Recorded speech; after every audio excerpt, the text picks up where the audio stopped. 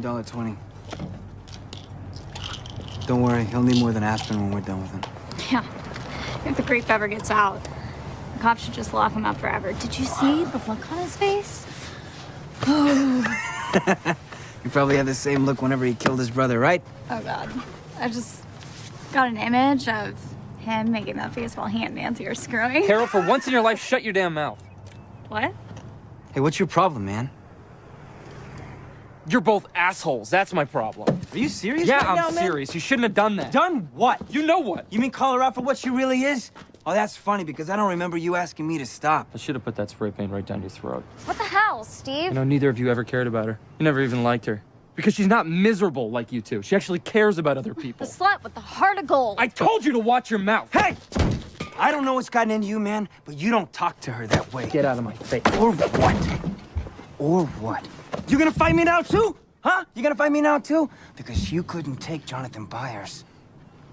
So I wouldn't recommend that.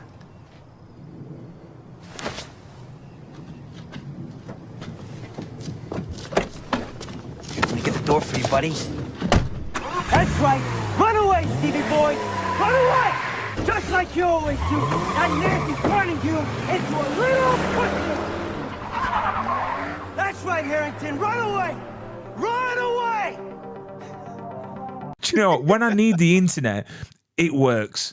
When I don't need it, anyway, thank you so much for coming onto the show. So excited. Not only Stranger Things, one of the biggest shows in history, but also High Volume, DC, Superman. That's true. So let me get up what I'm going to be asking you, because literally I have been writing questions and you know what? I'm looking at all these questions going, right, I've got you for half an hour, Chester. How on earth am I going to fit all these in? So literally, let's start from the beginning. But before I do, if anyone wants to ask Chester any questions whatsoever, comment below and we can get the question on the screen for him to... Yeah, I'm sorry, I'm reading. I'm a man. I can't do two things at once. I don't know about you, Chester. I mean, you're really young, so you'll probably have got the brain cells to do like four things at once. But like, I'm reading this now. Kind of you. Well, thank you so much for having me. And Brian, and of course, everybody that's watching on your devices, thank you so much for being a part of this. Remember to give to charity if you can, and thank you so much for giving your time while you're here. And I know 30 minutes, it's quite a feat. Once I get talking, I'm like, oh, an hour went by, 5 hours went by. I don't know. You're such a cool person to hang out with, so I'm grateful to be able to spend my time with you. And DC High Volume. I'm now the voice of Superman for DC High Volume. And those episodes will be airing towards Thanksgiving. And then we're planning on doing a little bit more, it seems. So I'll be donning the cape a few more times. And yeah, Stranger Things, one of the biggest shows in the world. It's super crazy.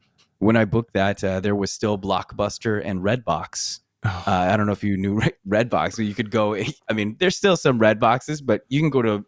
It was back when you had to go to a video store to rent a video. There was like one streaming service, and it was Netflix. I used to work at Blockbusters when I was younger. Literally, I was there rewinding VHSs and stuff like that. So, I can remember those days. But let's talk Stranger Things, because believe it or not, sure. I watched it when it came out and I'm obsessed with it.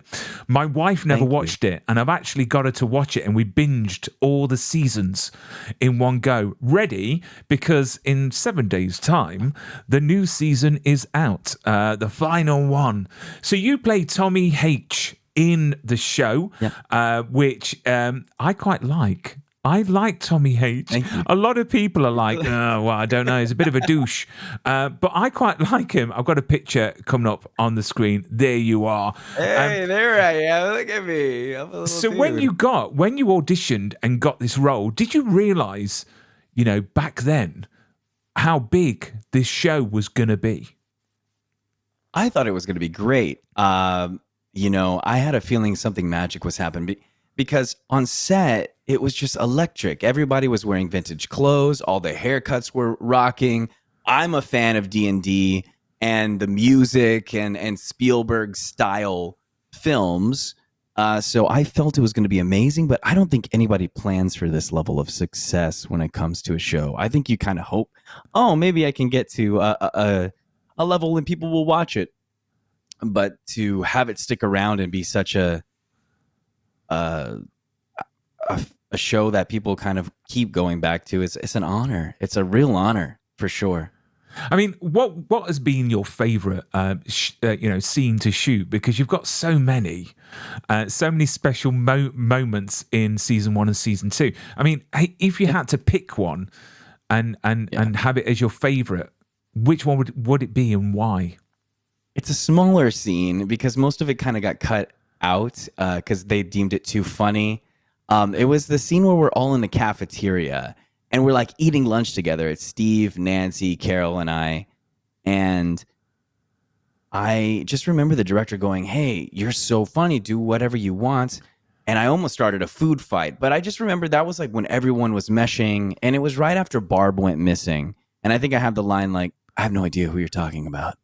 And some people will walk up to me and be like, "Hey, you remember Barb?" And I'll be like, "I have no idea who you're talking about." And it's kind of so funny because thinking about it, it was almost 10 years ago. And it's just time flies so fast. Now I'm doing so much in the voiceover world for Netflix. And it feels so awesome to be able to stay working and to still be remembered. Wow. Do you know, 10 years ago? That is crazy. And that's scary as well on how fast time flies. And you think, well, and people are still talking about it. Do you know what I mean? Which is great. Mm-hmm. I mean, when it came out, I mean, how bizarre is it for a performer like yourself?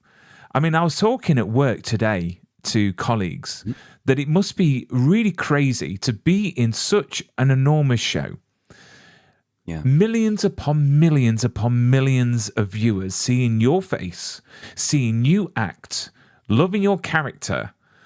How weird and obscure is that? And is it quite easy to sort of lose a bit of reality? Because it must be amazing, but at the same time, really bizarre. I think it's incredible. I mean, whenever I saw it, it became the #1 show in the world in like 172 countries.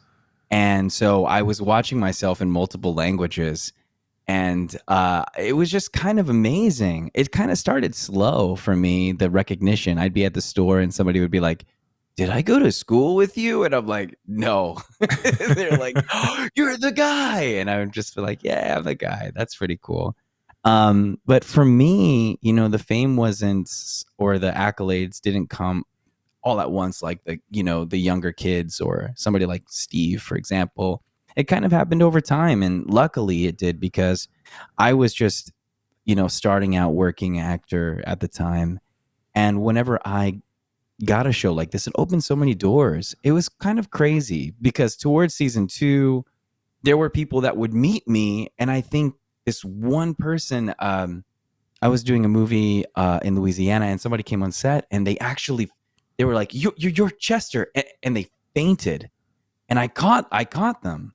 And they were like, "Oh my gosh, I'm so sorry. I'm so sorry." I'm like, "Oh, don't worry. It happens all the time. It never happened before. And it never happened again." But but it meant so much. And I was like, okay, maybe something's going on with this show. And it just led to a lot of really cool things. And if I could be a small part of something at all that makes somebody think or have a good evening or inspires them in any way, that's my whole goal, really. I mean, we're talking about 10 years ago and talking about the cast and the younger kids on there. I just find it hilarious where you see the promo images for the final season and they all look like 35 with full-on beards. And they look like they've had 3 kids, and you know what I mean. It's literally it's great to see, and I'm not even talking about Millie Bobby Brown. Do you know what I mean? I'm talking about the others. But I've got a question here from sure. Like Caleb and Gaten. I've got a low key lover girl. I loved your acting in season 1. What was it like working with the cast? Oh, it was brilliant. They were so kind, and it was just a big love fest. Everybody was just really happy to make a show, and we were all really excited about the work we were creating because we all really believed it was so cool. I think working with Gayton on season one, I just saw something really special about them, and I was like, I think you're going to be a lot of people's favorites. And he was like, "Gee, you really think so?" Because he was like missing a tooth or something. And I was like, yeah, I really think so, buddy. And now he's like one of the sweetest kids. Voice of an angel, that one. Yeah. He's really great for his family. Like he helps with his family and he's just kind and humble. And I think that's one really cool trait about them all. But yeah, it's funny because I see them and they're like, Chester, you haven't aged that much. And I'm like, thankfully. But I mean, from 21 to however old I am now, it's just like, you don't age as much as you do from 12 to 23, you know? No. They've got full on beards like and it's great. Yeah. And it must be a nightmare for great. I'm like, production. man, how do I do that? I I'll still be growing mine for 3 years. It didn't even. And we've got a good evening from Germany. We've got someone watching in from Germany, Nick Nem. Good evening. Very good evening. I think it's probably about 9 o'clock at night there. So Guten Nacht? Yeah, guten Tag. Guten Tag? Ich heiße Brian, wie heißt du? I don't know. Oh, and why am I putting on an accent great. when I'm saying it? I think. Do you know what? I can only remember from Cabaret. I don't know if you know the musical Cabaret. Oh, Cabaret. Yeah. I played Clifford that. Bradshaw in that production, and we had to go, welcome, we haben du welcome, fremde étranger, stranger, glücklich, just wie und schon der. And that's all I can remember, because it was many moons ago. It was longer than 10 years ago, Chester. So you're not only a wonderful actor on screen on one of the world's most popular shows, but you're also a voiceover actor, a musician. Yeah. I mean, how did this journey start for you? Was it an instant thing, or can you tell us a bit about the graft it took to get to where you are now? They say like success, people think it's like a straight up arrow, right? But it's more like a zigzaggy, like it's more like, wow, I found myself. Thankfully, oh my gosh, I lost myself. Oh, I found myself. It's kind of an amazing thing. When I first started out, my family really supported my acting. I started doing like magic on the street to kind of make some money to buy my first guitar when I was like 14, 15. Yeah, I was doing magic at restaurants at like 15. I'd and then I didn't really have a lot of money to go to like acting school. So I swept the floors of my acting school and in exchange for classes. And I would drive like an hour away. And then they scholarship me in and I started helping to teach the kids. And then after a while, that led to me getting an agent. And then I auditioned for Stranger Things. And they called me. And I just remember I was bussing tables at a Mexican cantina, and I'm Hispanic, by the way, Hispanic and American, and I was cleaning enchiladas off of tables, and they called me and they were like, "Hey, would you like to come to the table read?" I went to Atlanta, met everybody.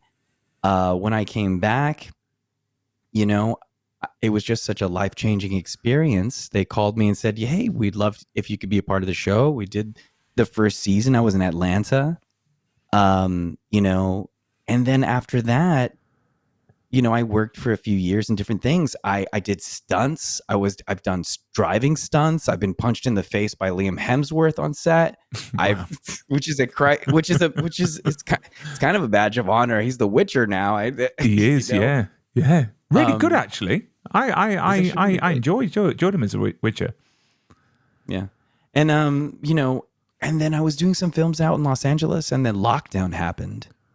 I had been trying to do voiceover for years, like 4 years of auditioning with zero opportunities coming to fruition.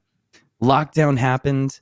I moved back to Texas from Los Angeles, and I was in sort of a state of like, wow, I've lost all my jobs. I I don't really know what I'm going to do.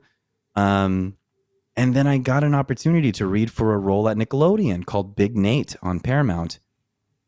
And I got hired as a day player. I bought my mic. I bought my stuff. I padded out my room. And I was like, hey, this is Zeph. Hello, hello, hello. And then I was like, this is Wink Summers. And they allowed me to stay on that show for almost 4 years. The entire time I had a job from my closet. I was working remotely at Nickelodeon. And it was how I found out I had the skill of being a voice artist. And I really honed it in every single day. I had nothing really else to do except for stay home and do voices. And I just practice sound design, practice voices. And then now it's kind of become my bread and butter. I'm leading the Mighty Monster Wheelies on Netflix, which has become the #1 kids show in Canada when it aired, and top 3 in the United States for children's media on Netflix. And it's just super, super special. We're still working on that show and working on a few more things that'll be out in 2027, 2028. So that's really wild. Animation takes a while, but it's so rewarding. But it's really nice to hear, because a lot of people during the pandemic wanted to give it a go, and you're a prime example of having the talent and being able to do it properly and making a career out of it. Because it's one thing grabbing a microphone and then reading a script, but you've got to have that talent. You've got to have something about you to actually make it work. I mean, with voiceover, if you had to make a choice between acting in front of the camera or doing voice only forever, which one would you choose? Yeah, forever. I would say voices, because here's the gray area. Somebody like Andy Serkis, who is a voice and you don't see their face, but they're able to be, Gollum from Lord of the Rings or the Planet of the Apes or something like that. And I think the more technology advances, the more opportunities voiceover people will be able to, with their skill, kind of, I guess, find their way into on camera, so to speak. But I love being on camera. And guess what? I get to go to work in sweatpants, and that's not bad. You have got the ultimate work from home job, where literally you can wake up in the morning. But I mean, obviously, being a voice actor, the afternoon. Being a voice actor, though, you've got to look after yourself, because your voice is everything. So have you got like a routine in place? Are there certain things that you avoid that could affect your throat? I mean, tell us everything. It really depends. Like the other day I was doing this military game and I came home and my voice was just completely shot. And then I had to keep working when I got home, and it was like I needed some tea. But I also have a machine called a nebulizer, which is like, has like this salt water that turns into mist, and I have to like stay on that for an hour just to get the moisture back into my throat, and just like some days of silence. But really, I think one of the hardest things is that, sometimes you're like in a voiceover booth for 3, 4, 6 hours a day, and sometimes my booths have been my closet with no AC. So in the Texas heat of 114 degrees, it can suck pretty fast. But I always remember why I'm doing it, and that reinforces my want to do it, I don't think I've ever experienced that heat. We're in the UK, so it's always damp, wet, and cold. So I suppose that is the polar opposite. And you know what? I've got visions of you with that nebulizer on, just doing Darth Vader impressions. Oh, yeah. Oh, yeah. Luke, get me some tea, please. I am your father. I am your father. And then, I want to talk about... I am your father. I don't know. I want to talk about this character here, which I've chosen this because this is by one of my favorite artists that draws... that does Superman. Yeah. It's called Jorge Jimenez, who I met in Chicago last year. Amazing artist. And you're going to be voicing Superman. So how did this role come about for you? Because for me, Chester, I have interviewed so many people from the Superman world, from the original movies to Superman and Lois, but I've never had a chance to actually interview Superman himself. So you are officially, Chester, my first Superman on Be More Super, that is the reason why it got called Be More Super from Superman. So how did you get the role, first of all? Well, thank you so much. It's amazing to even be talking about this. I'm glad they released the information that I was going to be voicing Soups at New York Comic Con. And originally I heard from the company that there was going to be, this audition. They were going to have, everybody try out. So I'm very fortunate to be able to bring life to my favorite superhero, Superman, Clark. And we're working alongside Troy Baker from The Last of Us, as well as some other amazing people. I read for everybody. I read for cops. I've read for Nightwing. I read for the Joker. I read for all these things, and I was like, it would be amazing to do like Robin or something, or Nightwing or something. And they were like, we actually like you for Superman. And I was like, wait, what? And for a few days, and I saw the image. I mean, I love this image. And then I saw some of the iconic Superman, comic books where he's a little older and he's working at the Daily Planet. And I thought that was like a special thing. And it kind of made me hyperventilate. After I got the news, I think I just kind of cried because I couldn't believe it. And then when I got into the booth, I did the work, I did it, and they've said, people from DC were like, we absolutely love your voices, Soups. This meant so much to us for so many different reasons. And there was just hearts and hearts and hearts in the Zoom meeting chat.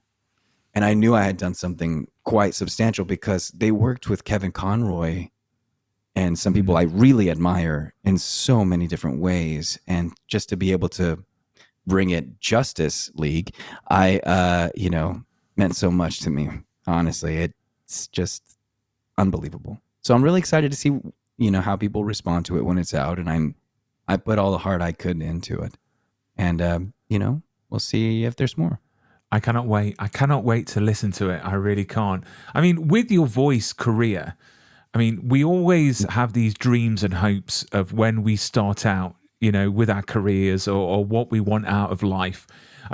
With your voice career, have you got aspirations of where you want to get to with it? Like who you want to work with, what you want to work on?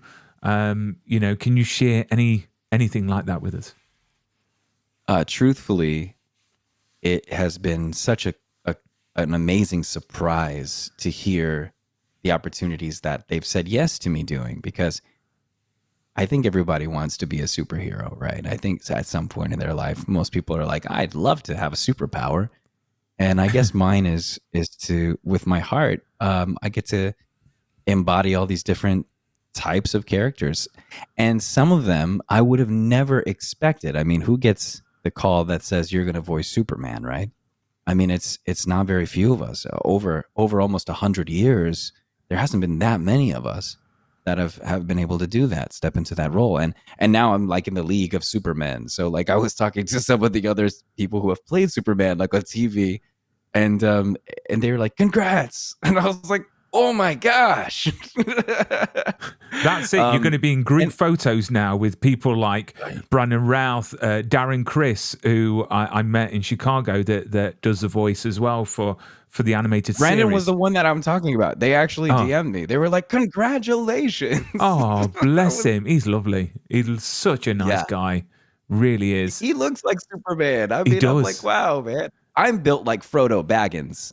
So I'm glad I have a voice. That's a great thing. That is a great thing about voice work. You can be whatever you want to be, which is great.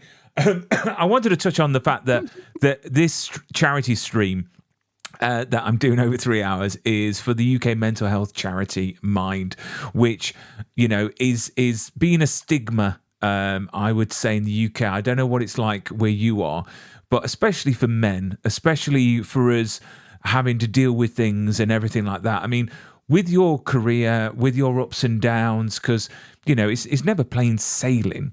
I mean, have you got anything in place to support your own mental health, and how do you deal with it that potentially could, help others hearing that?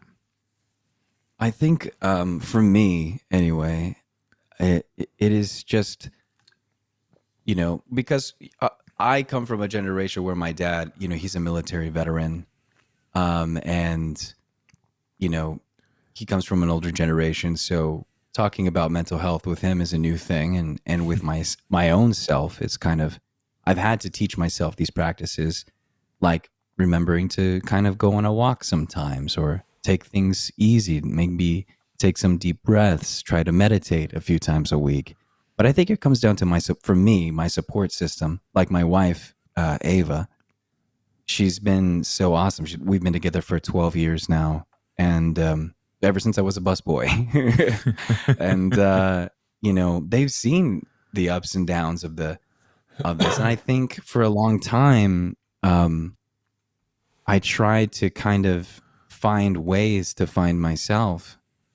And I realized, be kind to yourself if you can.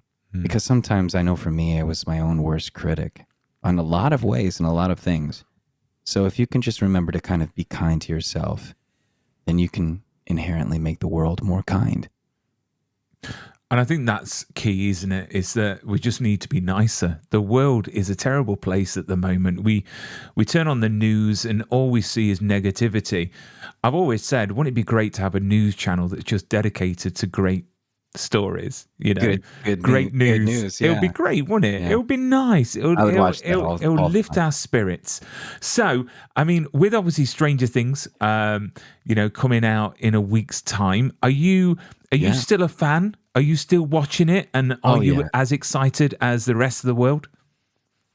Actually, I am. I am very excited for this new season because it's kind of coming full circle. I think we have a party planned at the voiceover studio that I go to in Dallas. On the soundstage, they're going to play we're going to all get together and watch the first 2 episodes together and have like a pizza party at the place I do the voiceovers. So it's going to be kind of amazing on a big theater with cool sound. So I'm really excited for that. And for everybody that's supported over the years, like you, Brian, and all the people at home or wherever you are, I really thank you so much for watching the show and helping make it what it is. Because if it wasn't for all of you watching, the show wouldn't have gone anywhere. So I'm really grateful that you've given us all a chance and welcomed the little art that we've done in our show into your lives, and made a big nerd like me able to have a career I could only ever dream about. And it's funny you say Dallas, a wonderful place. I've been there. I've seen the Mavericks play. I absolutely love the place. Just quickly before we bid farewell, because I'm looking at the time, did you manage to steal anything from set from Stranger Things? That one I didn't, but I did get to take home a lifetime full of memories. Oh, what? You know what? You pan the camera around and there's going to be like lights on the wall and everything like that. But Chester, thank you so much for coming on to the show. It's an absolute honor. And in the future, I'd love to get you on to talk to you a lot more in depth, because looking at the questions, I've just skimmed it because we only had a limited amount of time. So I'd love to get you on in the future for an in-depth conversation. Yes. But thank you so much. You. Oh, that'd be brilliant. And for everybody that's watching, remember to donate to Mind, donate to the charity if you have the ability to do that. And at the end of the day, just remember to please be kind to yourself just a little bit more. And remember to do something nice for yourself this week if you can, because you're awesome and you deserve to be happy. And that is a wonderful message. And if you can't donate, just be nice to someone. Just be kind. Just Yeah. be kind. That is the best donation that you can do if you can't afford anything for this wonderful charity. But Chester, I bid you farewell. I cannot wait to hear your tones as Superman in high volume. Thanks, Brian. Coming very, very soon. I'm very, very excited. But look after yourself, keep safe, and stay super.